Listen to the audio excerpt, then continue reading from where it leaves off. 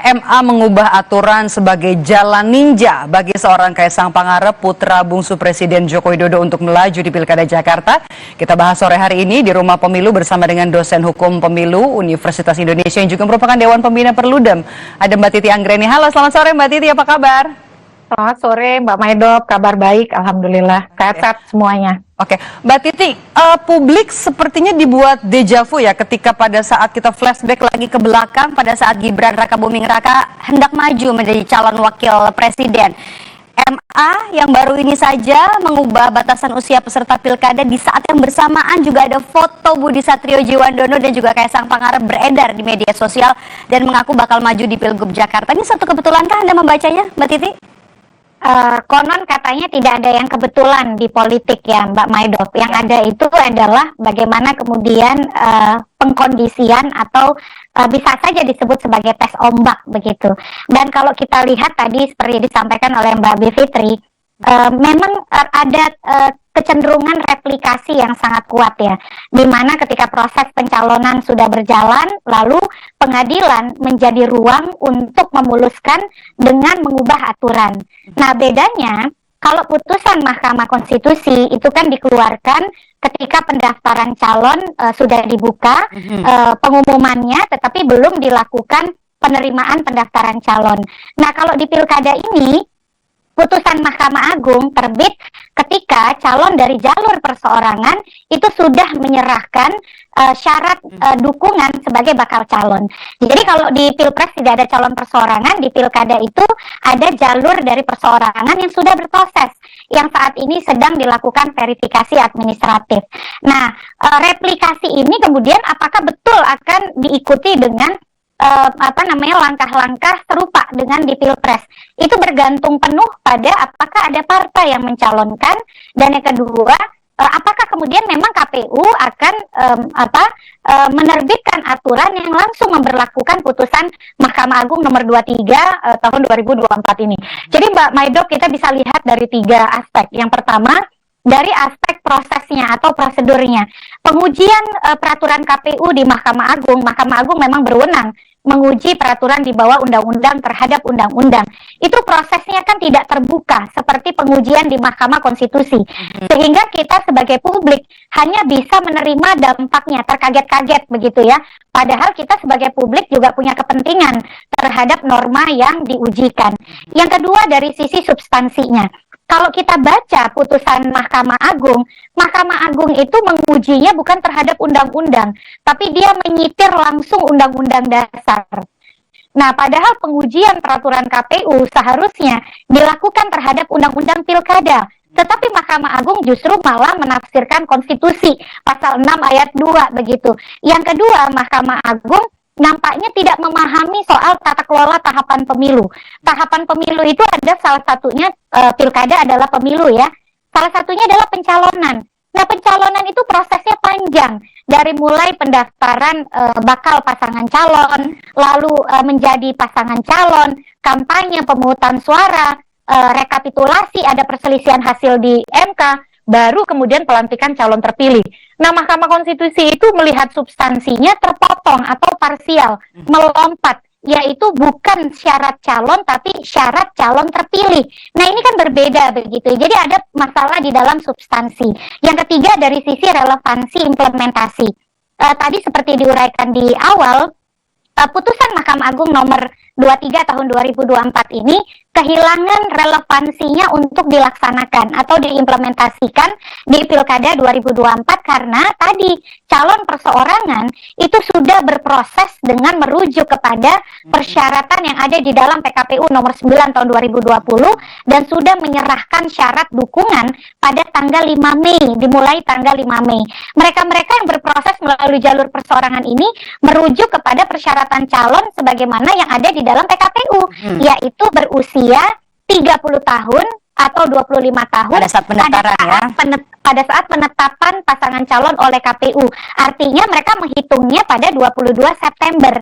Nah, kalau merujuk putusan Mahkamah Agung ini, artinya semua tahapan harus direkonstruksi ulang, dan itu tidak mungkin karena pasti akan berpengaruh kepada pilkada serentak. Mahkamah Konstitusi sudah mengatakan pilkada serentak tidak boleh digeser jadwalnya, itu harus bulan November, dan yang kedua tidak boleh ada aturan yang berlaku surut. Jadi ini memang putusan yang kalau kita lihat dari sisi proses, substansi, dan juga relevansi implementasi, dia mengandung banyak masalah, Mbak. Oke, Mbak Bivitri juga sempat menyebut seperti ada pengkondisian yang sama ketika pencalonan Gibran Rakabuming Raka kala itu, dan juga Mbak Titi tadi menyampaikan seperti ada aksesnya tidak terbuka begitu ya untuk publik ya terhadap sidang yang berlangsung di MA. MA juga memutus hanya dalam waktu 4 hari setelah diajukan, singkat sekali durasinya. Mbak Titi, memang biasakah seperti ini prosesnya? Iya, proses di Mahkamah Agung memang berbeda dengan Mahkamah Konstitusi ya. Kalau proses di Mahkamah Konstitusi itu bahkan kita bisa menjadi amicus curiae karena dia dilakukan secara terbuka, transparan, dan akuntabel. Sidangnya dibuka dan terbuka untuk umum. Nah, di Mahkamah Agung ini padahal kalau kita lihat selama ini memang prosesnya tertutup ya, Mbak. Kami berkali-kali mengajukan uji materi, misalnya saja soal keterwakilan perempuan, itu dikabulkan. Prosesnya tidak seinstan putusan 23/2024 ini, lama sampai kami bisa mendapatkan putusan. Lalu kemudian juga soal pencalonan mantan terpidana itu juga dikabulkan, prosesnya juga lama. Nah, padahal Mahkamah Agung sebagai bagian dari kekuasaan kehakiman, itu Undang-Undang Kekuasaan Kehakiman menyatakan hakim-hakim itu juga harus menggali rasa dan keadilan di masyarakat, begitu ya, kondisi keadilan di masyarakat. Tapi kalau prosesnya hanya 3 hari ini, rasa keadilan masyarakat apa yang bisa didengar oleh Mahkamah Agung ya? Karena ini kan problem pencalonan itu bukan hanya antara orang yang mau maju menjadi calon. Ini bukan soal perselisihan, ini uji soal norma, apakah bertentangan dengan undang-undang atau tidak. Tapi ternyata prosesnya bukan hanya instan, tapi kalau kita baca pertimbangan hukum Mahkamah Agung, itu pertimbangannya rasio desidendinya, argumentasi hukumnya itu sangat lemah, sangat minim. Dia bukan kemudian menguji peraturan KPU terhadap undang-undang nomor 10 tahun 2016 tentang pemilihan gubernur, bupati, wali kota, tapi kemudian malah merasionalisasinya terlalu jauh. Misalnya soal menghubungkannya dengan pasal 6 ayat 2 Undang-Undang Dasar yang itu merupakan pengaturan soal pilpres, lalu menyatakan seolah-olah original intent soal usia itu adalah usia muda. Nah, padahal tidak ke sana arahnya. Yang harusnya dia teguhkan, apakah pengaturan KPU itu bertentangan dengan undang-undang pilkada kita atau tidak. Dan Mahkamah Agung terlalu melompat jauh. Misalnya ketika dia mengatakan ada ketidakpastian hukum atau ketidakadilan, dengan membandingkan antara pengaturan di dalam PKPU 9/2020 dengan peraturan KPU nomor 13 tahun 2010.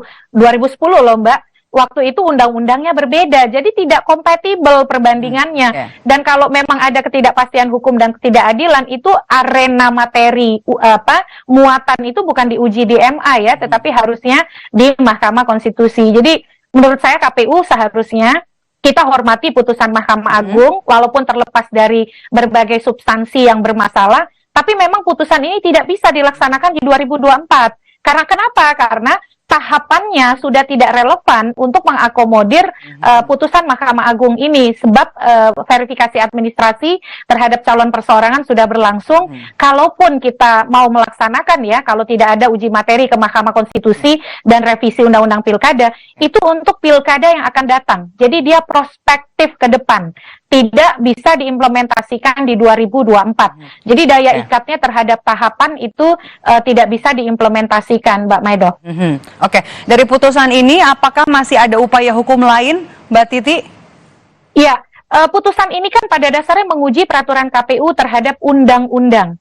Nah, sayangnya walaupun dia tidak menelisik dari undang-undangnya ya, kalau kita lihat pertimbangan hukumnya.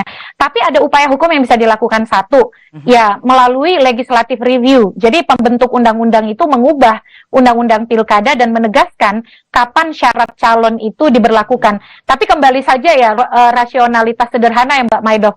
Namanya kan syarat calon ya. Calon itu ya sebelum berkompetisi, bukan saat ketika dia menang gitu ya. Sama seperti kalau kita doa sebelum makan ya, sebelum makan bukan ketika makan kan gitu. Betul. Nah yang kedua itu adalah upaya hukumnya bisa dengan menguji ke Mahkamah Konstitusi, meminta tafsir konstitusionalitas apa yang dimaksud dengan calon sehingga syarat usia itu diterapkan kapan untuk proses pencalonan. Tetapi logika sederhana lagi, persyaratan calon itu baik di pemilu presiden ataupun di pemilu DPR, DPD, dan DPRD, semuanya diberlakukan saat dia ditetapkan sebagai calon tetap, bukan sebagai calon terpilih.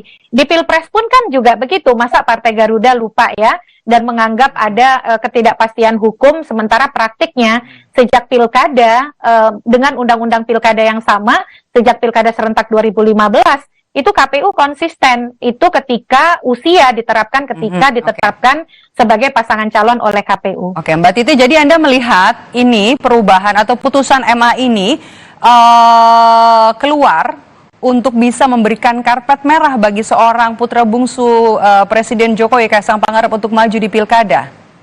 Ya, kalau dilihat yang kita kan tidak kenal calon satu persatu ya Mbak Maidov ya. Yang kita tahu, dan ini bukan suatu kebetulan pasti karena tidak ada kebetulan di politik, yang flyernya unggah oleh seorang tokoh politik penting, dan yang kemudian masuk bursa yang kita tahu sebagai publik, ya memang beliau begitu. Kecuali kita bisa sebutkan nama-nama lain begitu.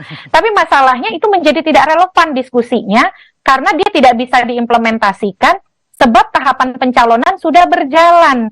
Jadi kalaupun ada putusan Mahkamah Agung, Kaisang pun tidak bisa mengeksekusi putusan Mahkamah Agung itu karena proses pencalonan sudah dilakukan berbeda dengan Pilpres.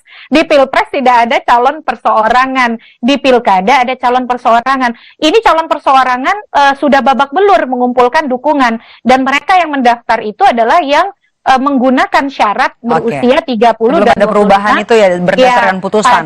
Betul, pada 22 September 2024. Jadi ya memang tidak bisa dipisahkan antara relasi Kaisang dengan putusan Mahkamah Agung ini, tapi mohon maaf ya, putusan Mahkamah Agungnya ini tidak punya relevansi untuk diimplementasikan di Pilkada 2024. Silakan maju di Pilkada berikutnya. Oke, baiklah, kita tunggu apakah memang nanti benar putra bungsu dari Presiden Joko Widodo yang juga merupakan Ketua Umum dari Partai Solidaritas Indonesia, Kaisang Pangarep, akan benar melaju ke Bursa Pilkada Jakarta. Kita tunggu nanti masa berlakunya dan kemudian juga dinamikanya bakal seperti apa di Bursa Pilgub Jakarta. Terima kasih sudah bergabung bersama kami, Dewan Pembina Perludem, Mbak Titi Anggreni. Sehat selalu, Mbak Titi. Terima kasih.